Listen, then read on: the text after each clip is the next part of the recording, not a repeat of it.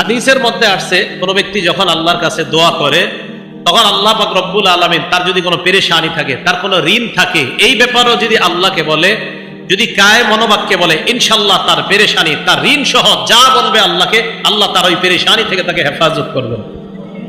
দলিল আবু দাউদ শরীফ 1555 নম্বর হাদিসের বর্ণনা।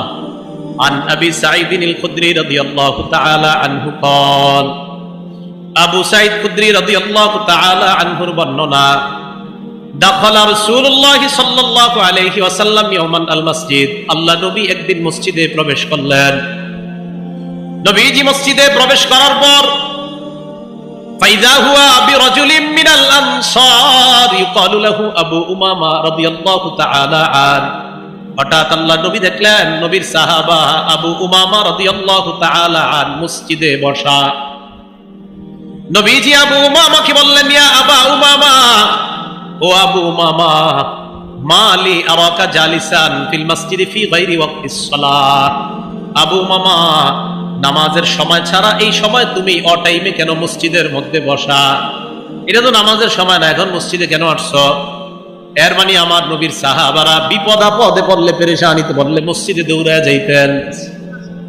কোথায় যাইতেন? মসজিদে। তা আপনাদের মন চায় না যে হুজুর নবীজি আসলেন কেন? তার মানে আমার নবীর ওই অভ্যাসই ছিল, নবী তো মসজিদে যেতেন। হ্যাঁ, নবী, আপনারা তো পাল্টা এটা বলা দরকার, হুজুর নবীজি অটাইমে মসজিদে আসছে কেন? কারণ নবী আর সাহাবাদের কাম কি? কাম তো এটাই, মসজিদে। আমাদেরকে অনেকে বলে মোল্লার দৌড় মসজিদ পর্যন্ত।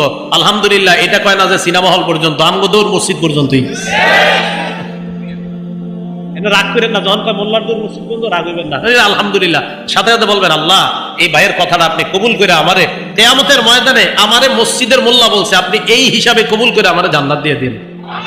তখন এই দেখবেন আজকে থেকে আর কেউ কইব না, কইব যদি জান্নাতি হয়ে যায়। রাসূল সাল্লাল্লাহু আলাইহি ওয়াসাল্লাম মসজিদে, ওনার সাহাবা মসজিদে, নামাজের সময় ছাড়া। কি তুমি এখানে কেন?